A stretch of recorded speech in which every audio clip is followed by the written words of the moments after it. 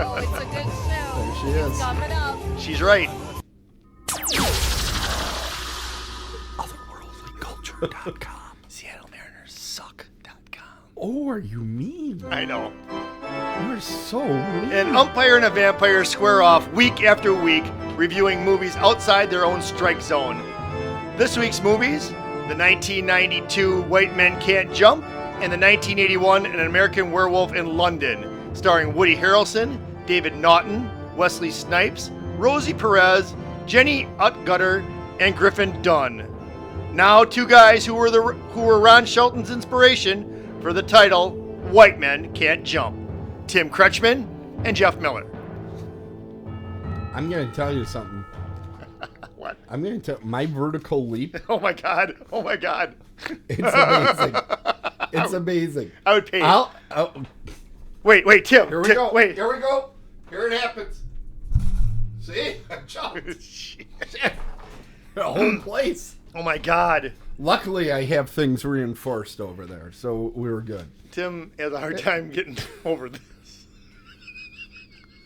Tim, you want to jump over that? Oh, Those that are watching now get to see the whole thing. Oh my God! Here it comes. Come on, you got it, Tim. Oh jeez! Oh my God! Woo! Yeah. That's right. That's right. Wow. Made it. Oh my The cool God. thing is you went from one side of the. It's almost like you. It's almost like we're doing a live show. Like you went through hyperspace. Did everybody see Herman back here? It's behind Jeff. Yep. But Herman's back there. He's helping out. He's showing off. What did our we just merch. do? What the heck was that? I don't know. That was ludicrous. There's a rapper named Ludacris. Well, thank you for that.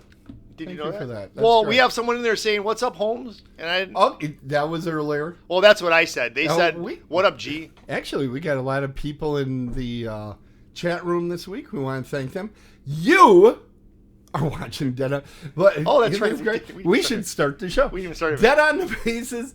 He's Jeff Miller. We call him the Ump. Jeff just watched Hocus Pocus 2, and he is proud to say he only hid it under the sofa once.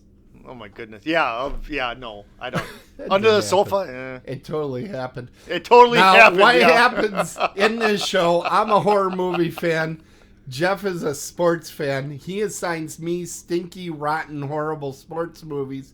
I give him good, wholesome American entertainment in horror movies to watch and review. Yeah. Okay. Well, we'll go with that. It's your show, Tim. We'll let you just pretend what you And think. it's both of our show, and we have great programs. Do we? And I don't... Do we? We do. Okay. Good.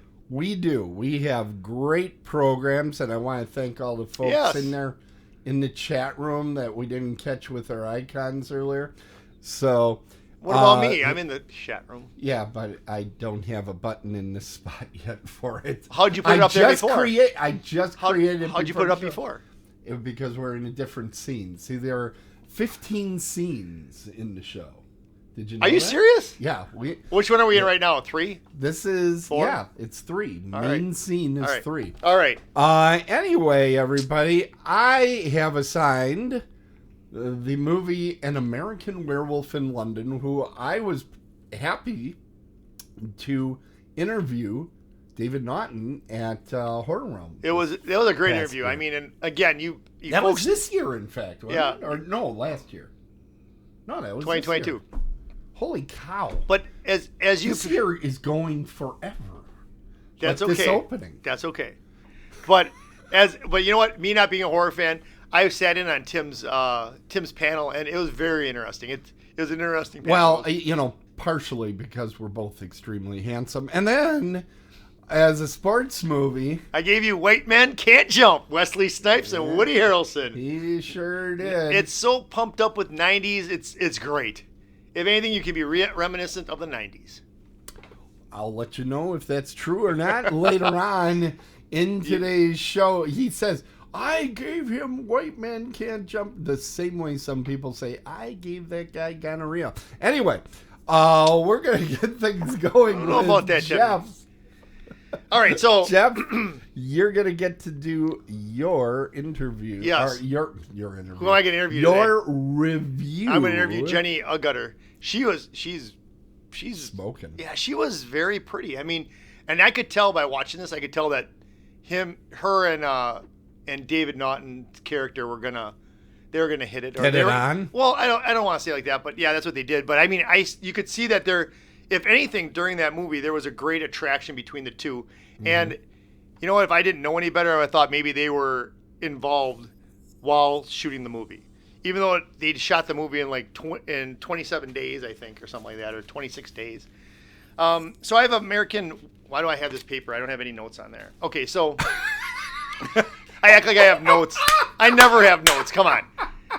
So in this starting early, everybody. Yeah. So, anyways, but okay. So, American Werewolf in London, right? It's not to be confused with an American Werewolf in Paris, which was the sequel. Oh, okay. Yeah. So this is a 1981 film. One of the first ones by John Landis, I think. And it's up there. Early in his career. It's early in his career. Yep. And it's right in that ballpark. Tim talks about this a lot, and the more movies that I'm watching, the more it makes sense. It's an hour and 37 minutes. It gets you in there. It takes care of what it needs to. It gives you that scare factor, and it gets done. Get in and get out, and just like conceiving. I would never have put all that together, but the more of these horror movies that I watch, yeah, Tim's right. The shorter that it can be, like right around... Can I isolate that sound?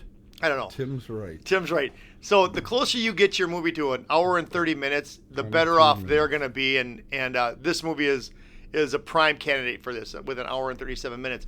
It has an R rating, and that's probably it's because of the gore that's in there. There's some really good... There's some gory scenes. I mean, when they're... And I'm not going to mention the nakedness? It's not really naked. I mean, you really don't see anything.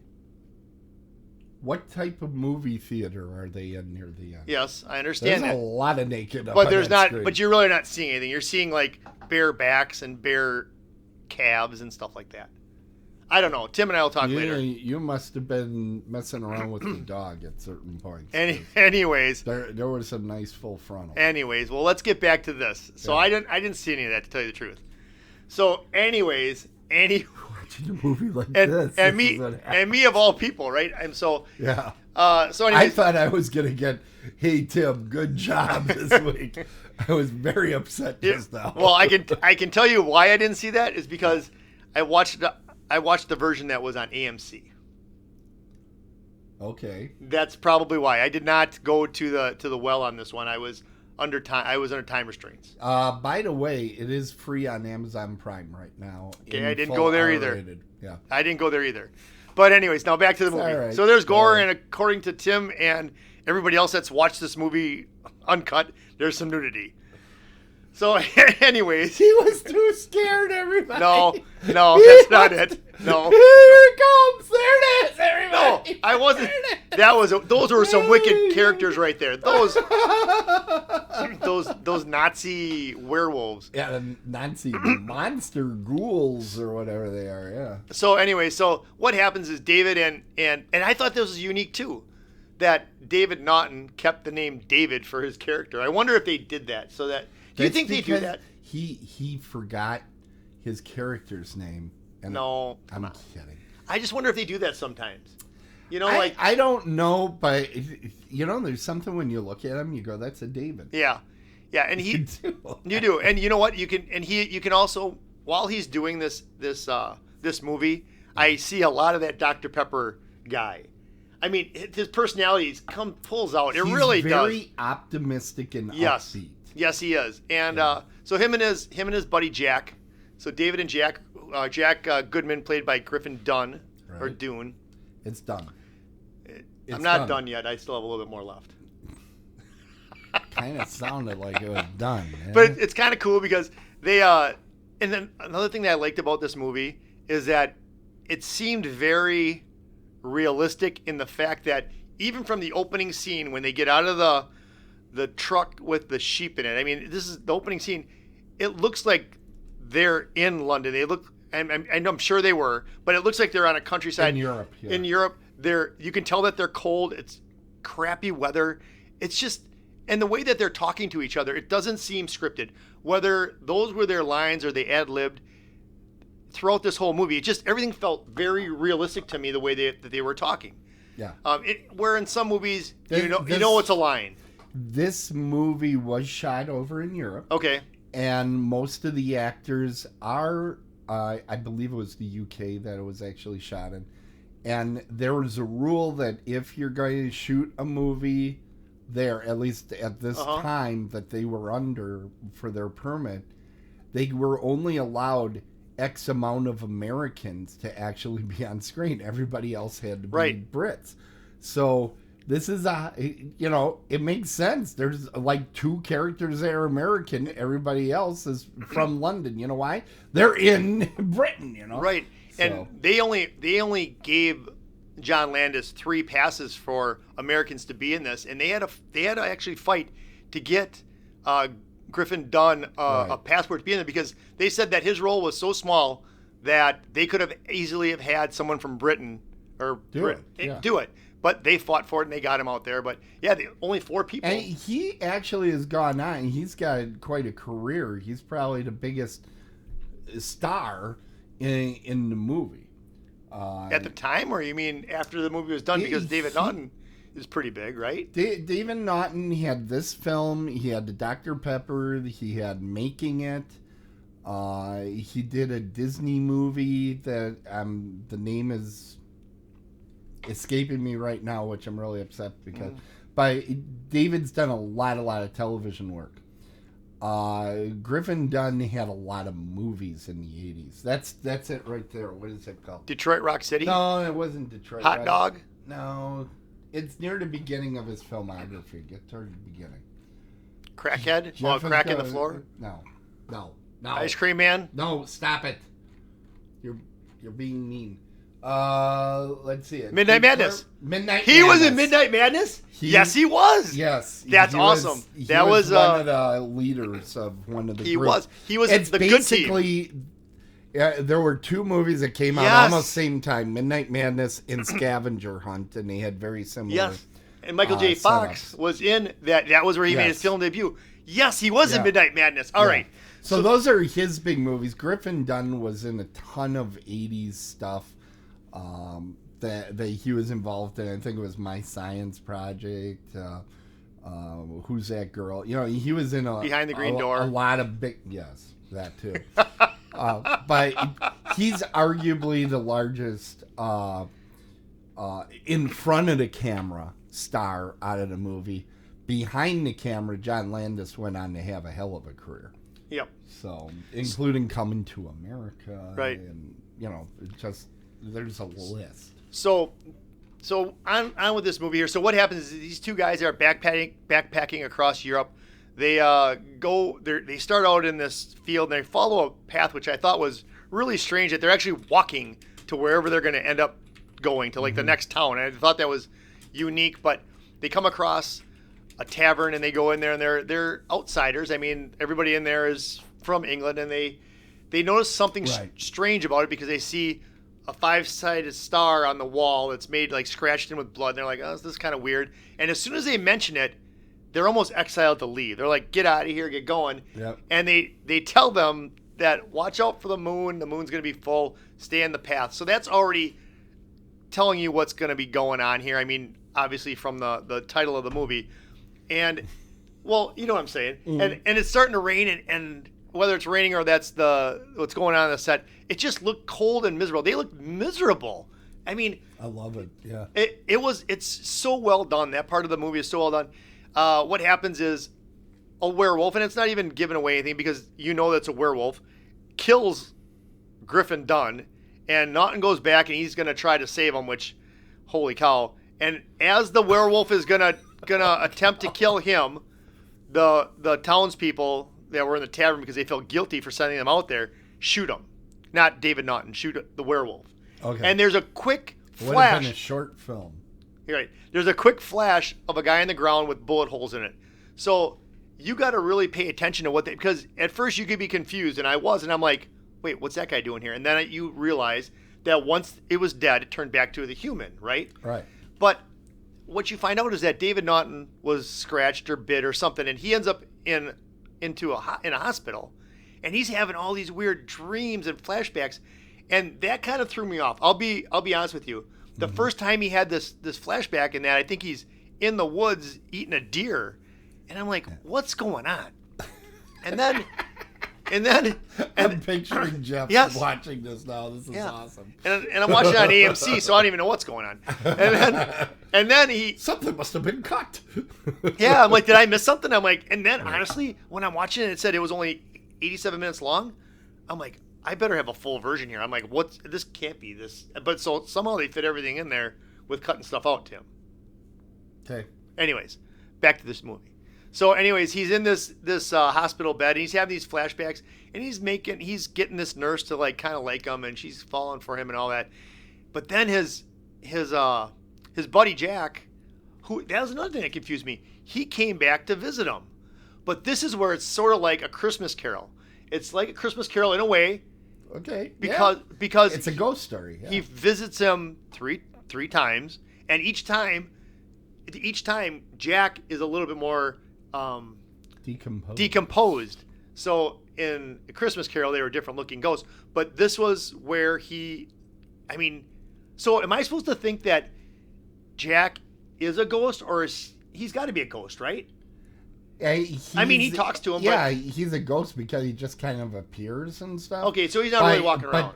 It's much more fun to have a really decaying, disgusting ghost. Yes. around. And I have to say, there's a reason why this movie won the Academy Award the first time it was available for special effects.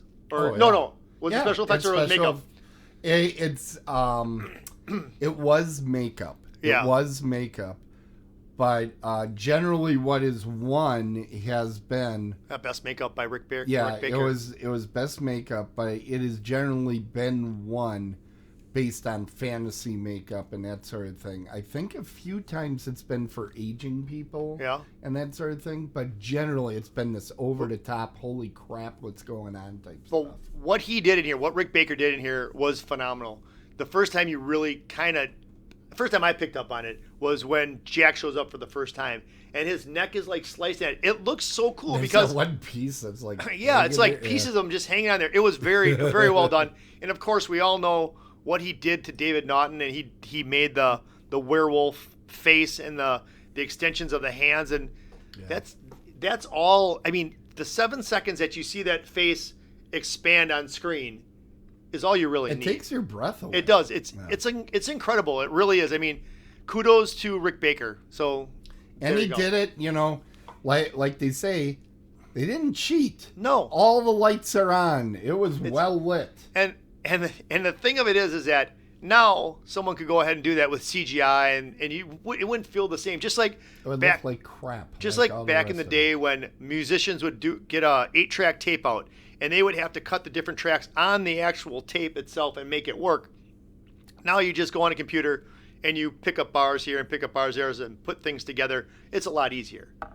And it's a lot easier and a lot cleaner. But to do this, I'd put that up against anything else you see now. Okay. But I'm not done. I know. So what happens is Naughton is getting a little bit better, whatever, and him and Nurse Alex Price, she takes him back to her flat. And it's funny because she tells him, I've had 7 lovers. I've had 3 one-night stands and 4 others.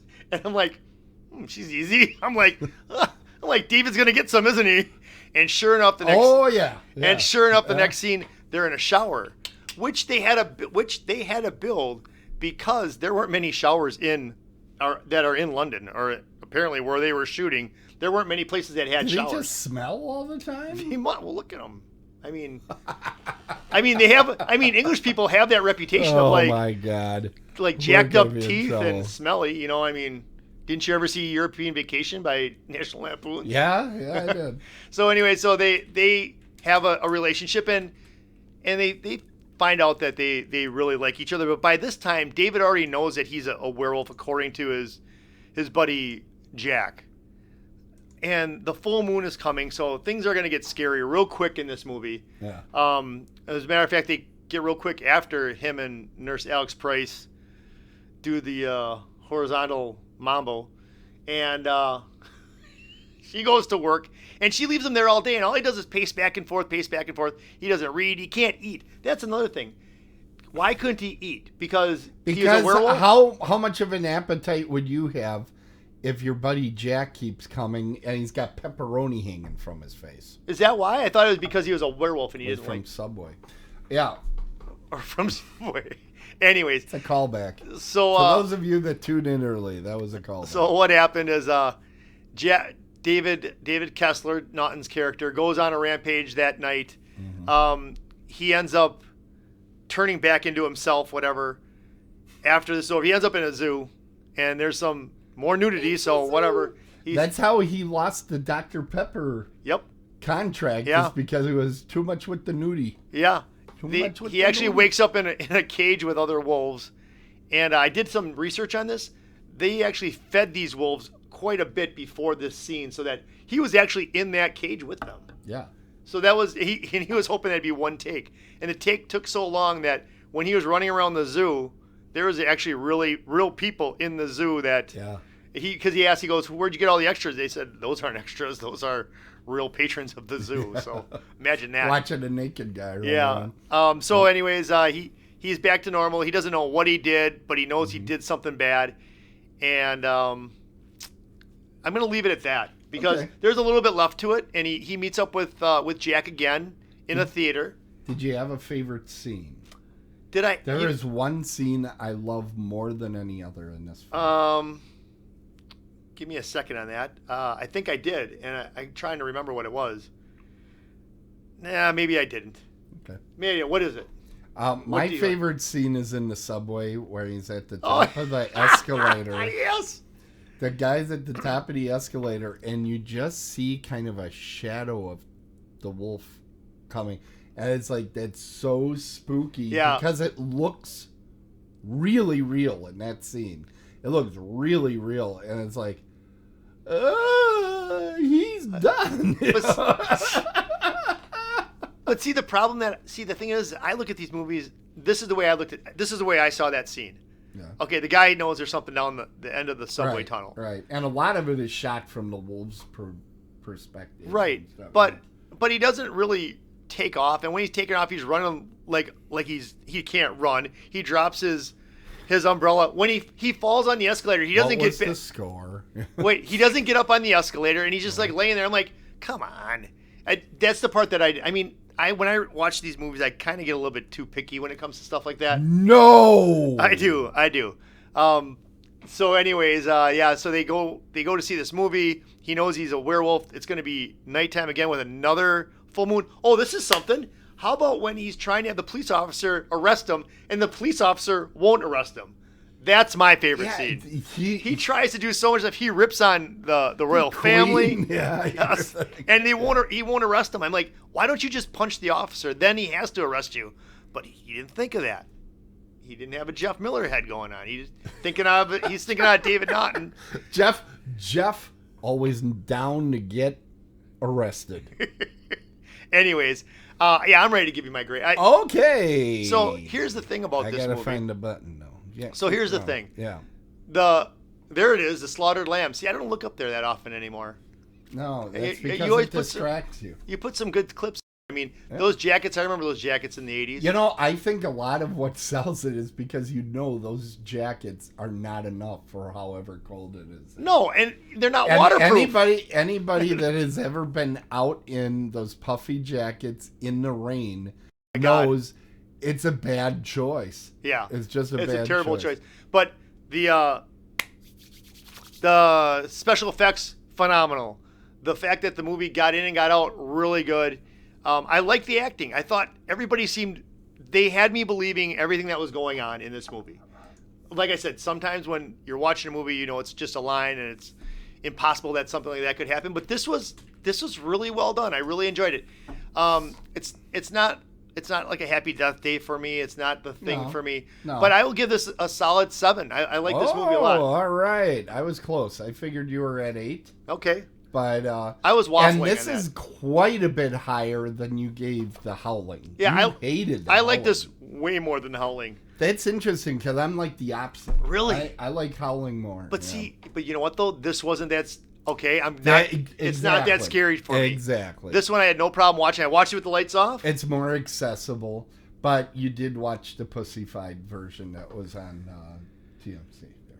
Do you think it really was that much different? No. Okay. No, it is pretty good. Hey, you know what time it is, Jeff? I do. You do? Uh-huh. Get out your notes because it's time for us to learn all about sports from the ump. That's right. He is the ump. And this is Otherworldly Culture Sports. All right. With your host, Jeff. The Jeff Miller. Thanks, Tim. Tonight is Thursday night, so You're welcome. Thursday night football, the 1-4. We call that the competition, Jeff. Thursday night football. That is the competition. Yes. Yep. Otherwise, we would rule Twitch. It is. I'm sure we would. 100%. And this is on Amazon Prime tonight, so yeah, we would. Are we up against them at all? No. Yes, we are up against them on Twitch. Oh, when you go on Twitch right now, the front page is Thursday Night Football. I have so many people that are like, "Why do you do this show on Thursdays?" And I'm like, "We just do it that day." Yep. Yeah. I like Thursdays. Yeah, I do too. Go ahead. I don't know. It used to be thirsty. It used to be thirsty Thursdays for me, but I've given that up for a while. So, anyways, and we're all very happy about that. Thursday night football tonight, folks. The 1-4 Washington Commanders. Get used to saying that. Travel to Chicago to the Windy City. The who? The Commanders. They're no longer the Redskins. They're the Commanders. The Commanders. Yep. Okay, go ahead. They travel to the Windy City and take on the Bears, who are 2-3. This Sunday, the 3-2 Jets travel to Titletown to take on Aaron Rodgers, his screwed up thumb, and the rest of the Green Bay Packers. They worked on his thumb the other day for an hour and a half. Tim, how much can you do with a thumb for an hour and a half? You know what I heard? This is a fact now. I heard he was having thumb wars. That's how he was trained. 1, 2, 3, 4. Now we have a thumb war. Yeah. And just hours of it. It was grueling. I felt bad for him. Yeah. And all happened on the millions of dollars. It all happened on that very last play in London last Sunday when they lost to the Giants 27-22. I was out in Sioux Falls, South Dakota, watching the Sioux Falls, South Dakota Cougars improve to 6-0 with their win over Southwest Minnesota State 35-14. My nephew Brian Radish plays on the defense. Okay. He had a big stop. He plays normally on kickoffs and kick returns. Is that the video you put up? You put a video up. Yeah, I did. I actually saw that. He had a sack 2 weeks ago. This week he had a nice stop on a run attempt in the fourth quarter. So go Cougars. They're 6-0 and they're leading their half of the division. As far as baseball is concerned, I was late tonight, sort of, because I was watching Houston beat up on the Mariners. They're up 2-0. Houston, actually, get this. Houston, when they've led in the ninth inning, going into the ninth inning, they're 95-2 this year. Oh, wow. Oh, wow is right. That's pretty good. The Braves are tied up in their series. San Diego and L.A. are tied in their series. And the the Yankees and the Guardians, also known as the Cleveland Indians, are tied up in their series. The Bucks. What are they all doing? Taking superhero names? Is that what's happening? I don't know. Is it going to be the Chicago Captain Americas? No, the Bears are fine. There are no Grizzly Bears upset that their name is on a team. Okay, that's good. But the Bucks. Milwaukee Spider-Man. That would be good. Huh? No, that'd be terrible. You know what? So what Cleveland could have been? Cleveland used to be the Cleveland Spiders. Now that'd been kind of cool. If Austin ever gets a good one, they could be the Austin Batman because all the bats. Could they be the Austin Powers? No. You like that? I do not like that. You like that because you didn't think of that. You like that. Austin Powers, I got a sports take that I happen to know. Right now in hockey, the Penguins are beating the Coyotes 3-0 in the second inning. Second period, but okay. No, I hit. It's the second period. God damn it, Mike. Anyways. He's going to have to work harder.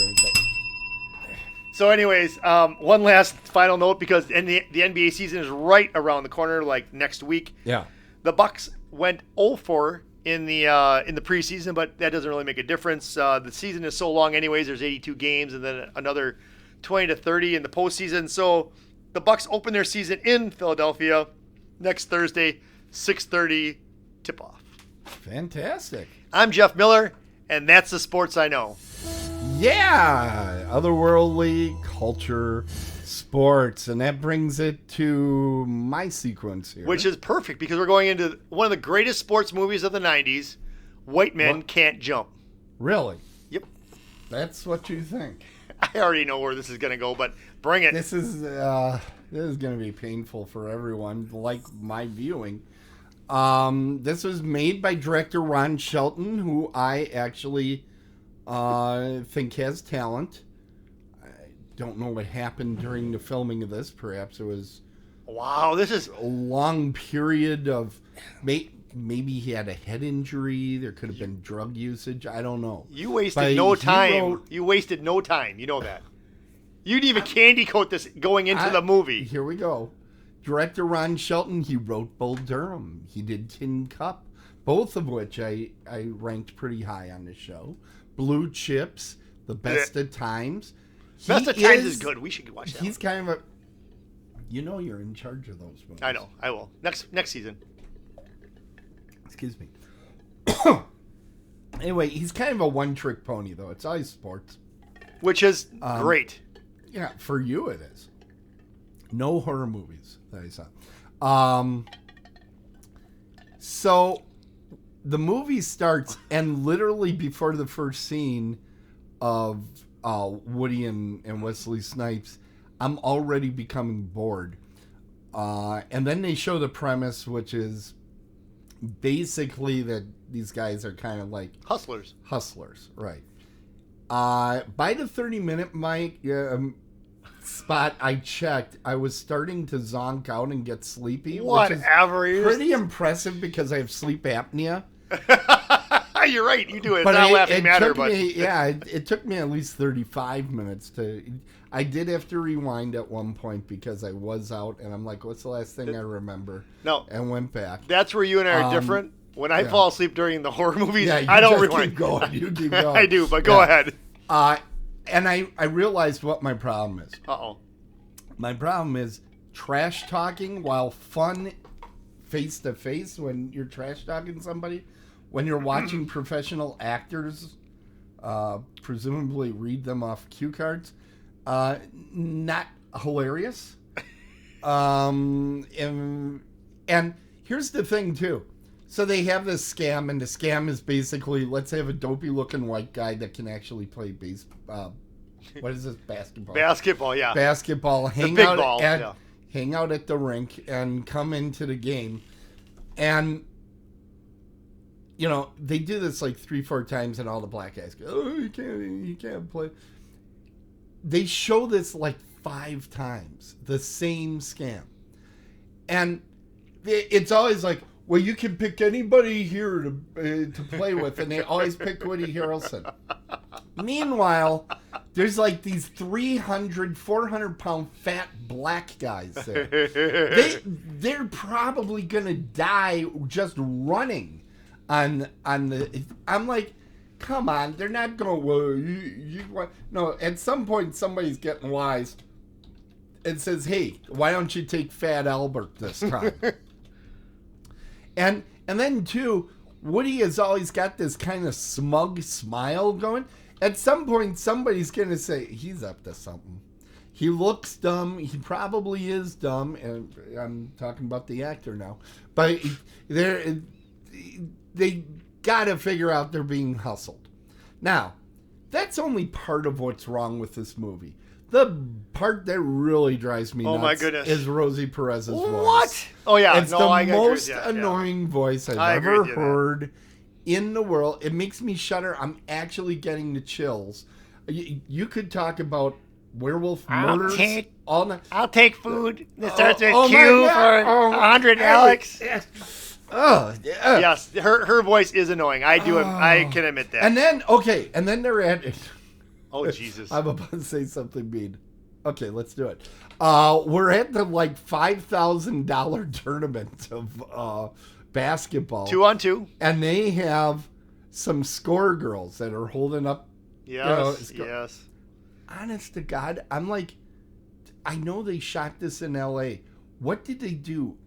Actually say, we want girls that don't actually look good enough to hold up a sign. I was like, what is this? Even at a $5,000 thing, there'd be decent looking chicks. I'm like, you gotta be kidding. And this whole movie is based on a premise that is wrong a lot of times. I like fast talking, quick dialogue, witty dialogue, things, like His Girl Friday, where it's just bang, bang, bang, bang. But quick talking does not mean funny talking. The stuff that they're saying, how many freaking your mama jokes do I have to hear? Give me a break. Terrible. And then, just for fun, they're like, you know what I think I'm going to do? This movie is just sputtering along.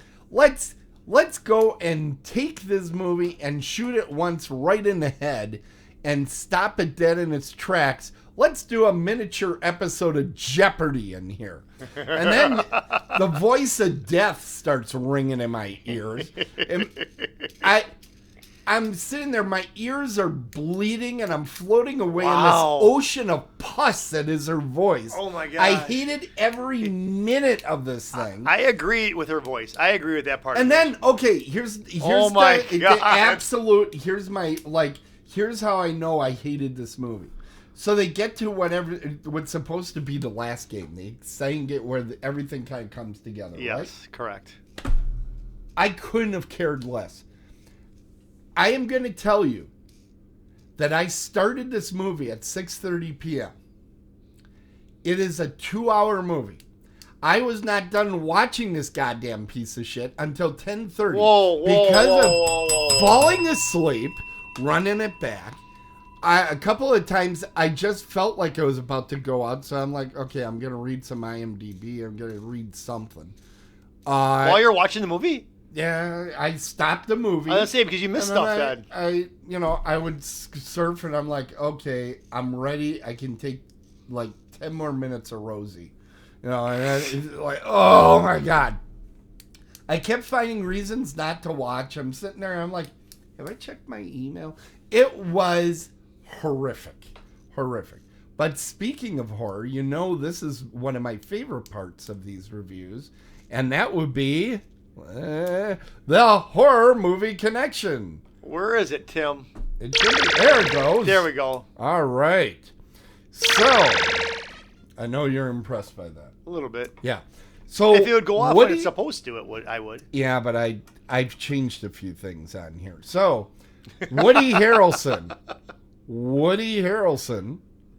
Zombieland, he was in Natural Born Killers, No Country for Old Men, and he is a Dead on the Bases Hall of Fame member. Yes. Is he my new? Yeah. I like that. Yeah, there you go. Why? Because Why is he was in Kingpin. So because he was in another movie that we watched? He was in Kingpin, so he's a Dead on the Bases Hall of Fame member.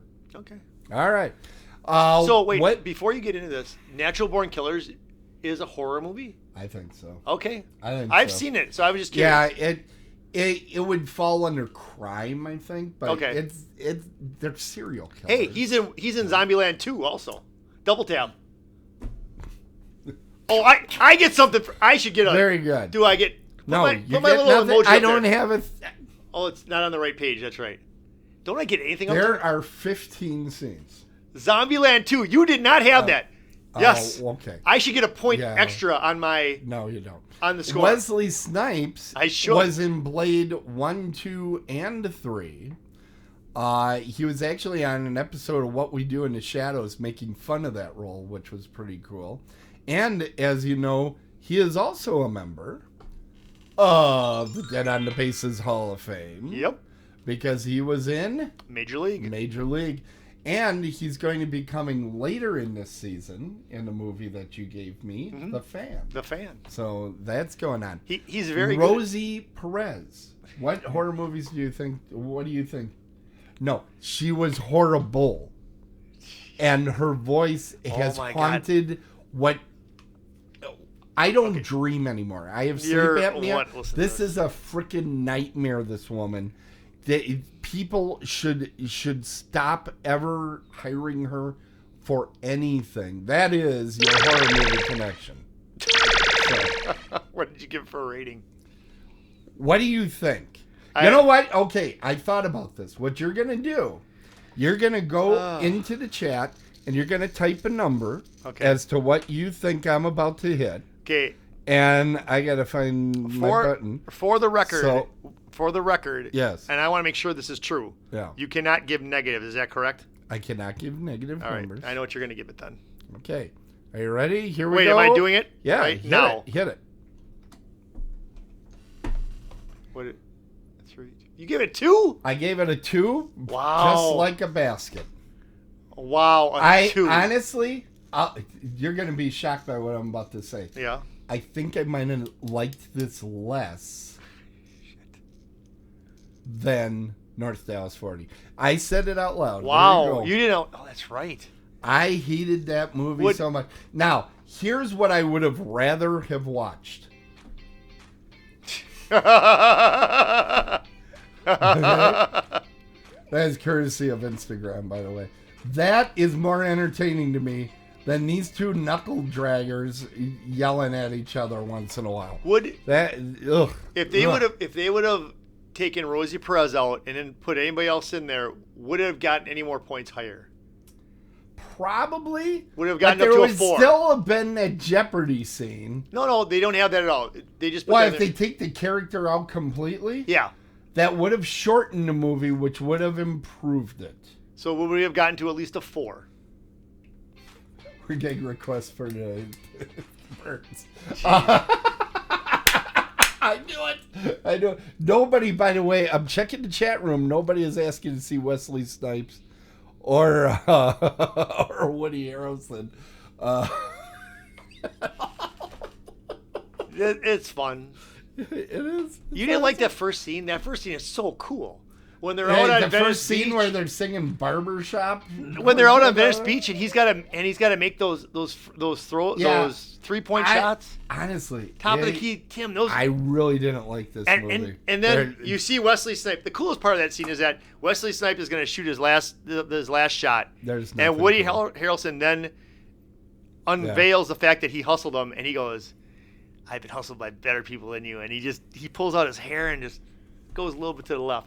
That's a great scene. I'm sorry, but the way it's shot from behind, you can see the weather. I can see sports fans like this. That's a good movie, man. I couldn't. That's a great scene, I think. There wasn't any drug usage, and I forgot to tell there was no drug usage.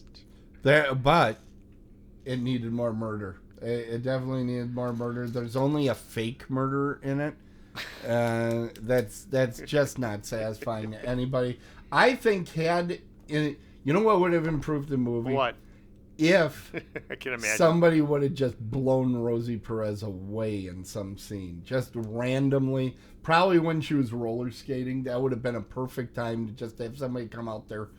I'm thinking a shotgun, maybe a little torture porn. Maybe we go with a knife. No, jeez. Maybe a hockey stick and go with the blunt object. That might be fun.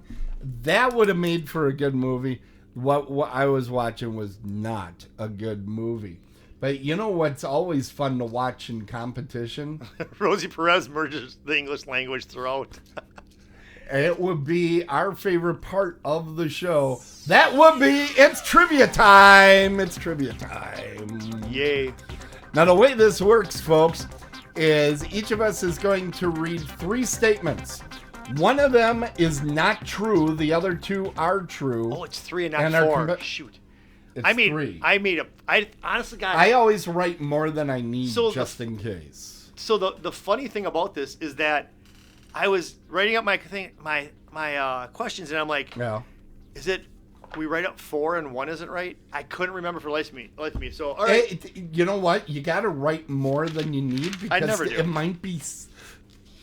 They might say it. In fact, one of mine you did say, so I know you know it, so I can't use it. I know. I debated bringing that up. I should hold my cards a little closer to me. No, you got to do an entertaining job with your reviews. Which this was pretty entertaining. You did a pretty good job. All right, so why don't you can ask me first? Well, why don't you get in the damn camera shot? What are you doing again? Well, it always, you know what? All of our I'll tell you what. I'll tell you what. When we go to this 15th scene or whatever scene this is, that's off-centered because this is centered until I get to this scene and then I'm off-center. All right, let's go. I mean, you are off-center. Nope. Okay. Nope.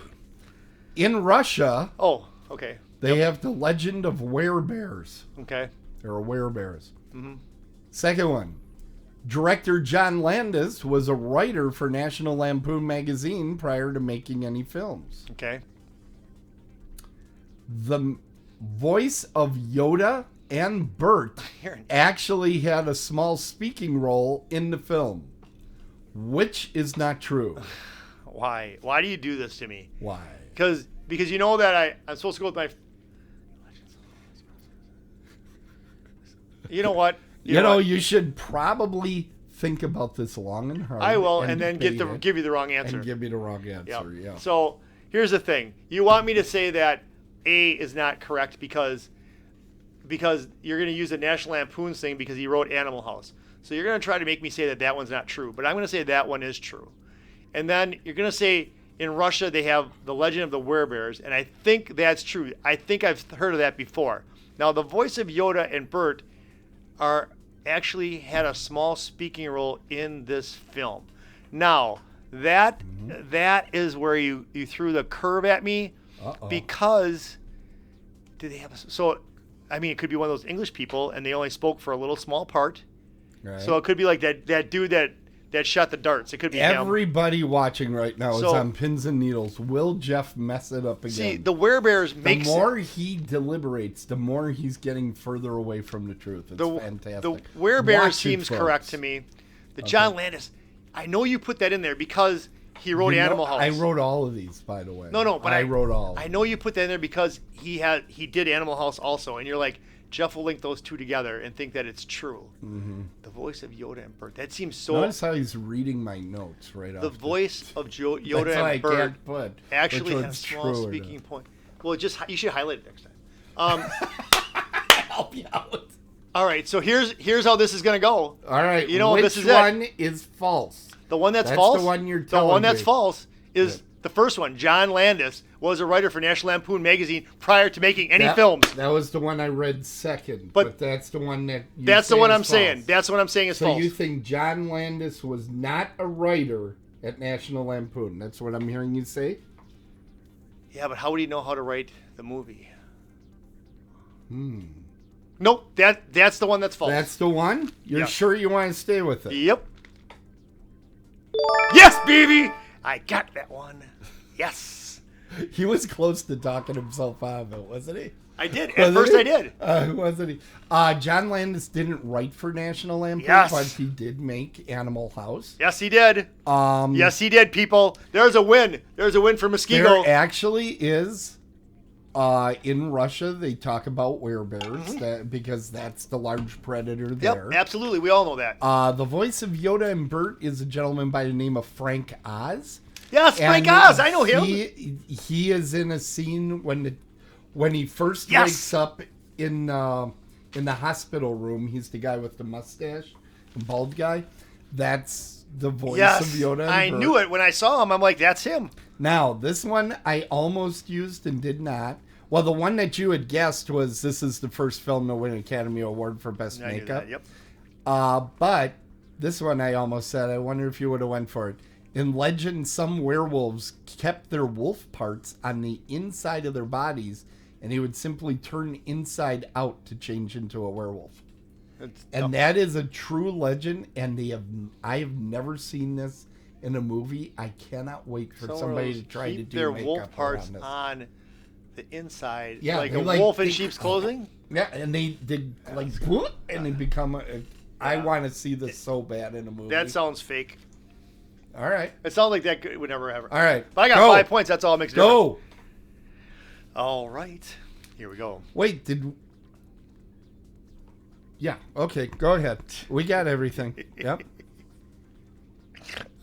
I love this because, oh my God. All right, here we go. Nike released Nike Hyperize. The white shoe was a Billy Hoyle shoe, and the black one was a Sidney Dean shoe, and you could purchase them out in the real world. Okay, I don't care. This one's gonna make his skin crawl. Little known actress Rosie Perez was discovered by Shelton during the 1989 Do the Right Thing, and since they were dating at the time, was cast in White Men Can't Jump. All right. 2 former Hall of Fame Milwaukee Bucks had their hands in the making of White Men Can't Jump. You know what? I know better than to sit here and deliberate. I'm just gonna shoot from the hip. I hate Rosie Perez, so I'm just gonna pick that one is true, that he was dating her and met her on that movie. The Bucks, who the hell knows? So yeah, I'm gonna say number 2 was the true one. What about the? Wait, you have to guess the false one or the true one. I guess the true one. And you're gonna say that one was true? Wait. You're saying Rosie Perez was true? No, I picked the lie. Yeah. Okay, that one I think is true. Okay, I want to make sure you get the right way to do this. Okay, I gotta pick the lie. Shit, what was the first one? The one was about Nike. Nike released shoes that were promoting Billy Hoyle and Sidney Dean. That one bored me way too much. Let's say that one's the lie. No, you're wrong. All right. You sound like you're upset about this. Not really. So, okay, the 2 Bucks that were part of White Men Can't Jump, which is true. Marcus Johnson was actually the basketball player that went to the liquor store and got the gun. Okay. Okay, and then Bob Lanier was actually trained Snipes and Woody Harrelson before the movie to get them up and ready for the game. It doesn't surprise me that there was some sort of expert. Woody Harrelson said Woody Harrelson thought he was a good ball player, that he played some college ball, and he played Bob Lanier. He said he was so good. Bob Lanier smoked him, and Woody Harrelson was extremely embarrassed. That's like when people get into the boxing ring and they have they shouldn't be going in there. It's like, oh, I wonder why I don't have any teeth left. Yeah, gee, that's shocking. All right, hold on. Oh, you got more? Okay. Well, Nike did release the Nike Hyperize. They had a white shoe that was a Billy Hoyle, and they had a black shoe that was Sidney Dean. Nobody. And Rosie Perez, I love the fact that you hated Rosie Perez so much. That's why this question was awesome, because he didn't know her before that. You think Ron Shelton was dating Rosie Perez? No. I don't care. Okay, anyway. Score, everybody. Woo-hoo! Look at this. We are still tight, even with the crappy pick that Jeff made, all about which trivia. Was absolute garbage. We kept it straight because Jeff got that trivia, which really redeemed him. I think this helps with the blue and the red that people figure out. Unless you're colorblind. If you're colorblind, you see that one looks a little spooky. But anyways, all you gotta do is look at the end there, and you see that I'm winning 31-30. Yeah, that won't last. Anyway, next week. Oh. Well, I got October 13th. That's because this show was supposed to be last week. Is today the 13th? So today is the 13th. Oh, we gotta change those dates on there. You should be scared. Anyways, I'm giving 1 week from today, folks. I'm giving Tim Eddie the Eagle, the story about Eddie the Eagle, the long jump, the ski hill long jumper in the 1992 Olympics. Oh, it's about ski. I thought he was going to take a dump on top of that van. It looks like he's about to do something very disgusting. So here's the thing. I've never seen this movie all the way through, so I'm actually looking forward to watching it myself. All right. He'll probably also find it on free cable somewhere. Hugh Jackman's in this. Yeah. All right. And the guy who's in the Kingsman, he's Eddie the Eagle. Yes. Oh, that I knew. the guy who played Elton John. Yeah, what is his name? He was, by the way, I saw the Elton John movie. Good movie. Unbelievable. Yep. That guy did his own singing and everything. Oh, he did? I didn't know that. All right. And then I picked a movie that probably nobody's ever heard of. Little indie flick called Jurassic Park, which I consider the land version of Jaws. So, okay. We got that going on next week. I think you might make it through the movie. I've seen this movie before. Without wetting yourself. But I'll tell you, see why. You don't have to go there. But the thing is that this movie has its scary moments, so I'll be ready for it. It needs more murder. But Jurassic Park does? Needs a little murder. Okay, anyways.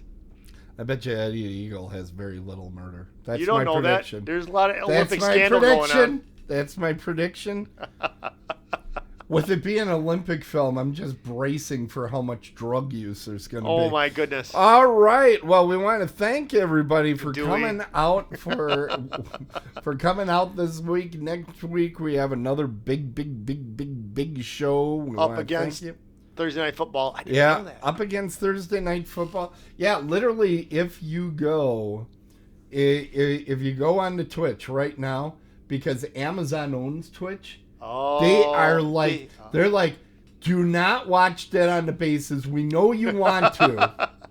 Watch Thursday Night Football instead, which is probably not a good game. I hear it was the Washington Senators and the Texas Oil Skinners. Oh my God. And the Washington Commanders and the Chicago Bears. I think I got that right. You did. Yeah, chat room. Yeah. So anyway, that's what's going on the rest of Twitch, which you probably don't want anything to do with. Anyway, it's time to close the crypt and call the game. Thank you for watching. And remember to share and subscribe to our show and feed. You can find the show at otherworldlyculture.com and follow the show on Apple Podcasts, Amazon Podcasts, Pandora, iHeart, TuneIn, Stitcher, Google Podcasts, and other fine places where you find podcasts. Thanks to everybody that came out tonight on the chat room, and bring a friend. If it's sports... Bring a friend. I brought a friend. Yes. Yeah. If it's sports, it's a home run. If it's horror, run home! We're Dead on the Bases, and we'll see you next time. And this is scene 15.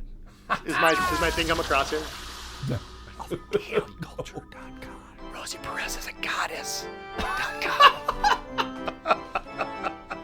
You actually named the only website with less hits than Dead on the Bases. It's got negative hits.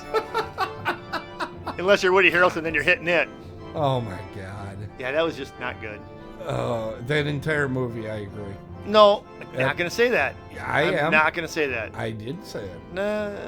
I said it with my mouth. This what you did with this mashup of Take Me Out to the Ballgame. This is great. I love this. Why, thank you. I forget the gentleman's name, but it'll be in the show notes that wrote the songs that I put together. Oh, there I am. There. Yeah.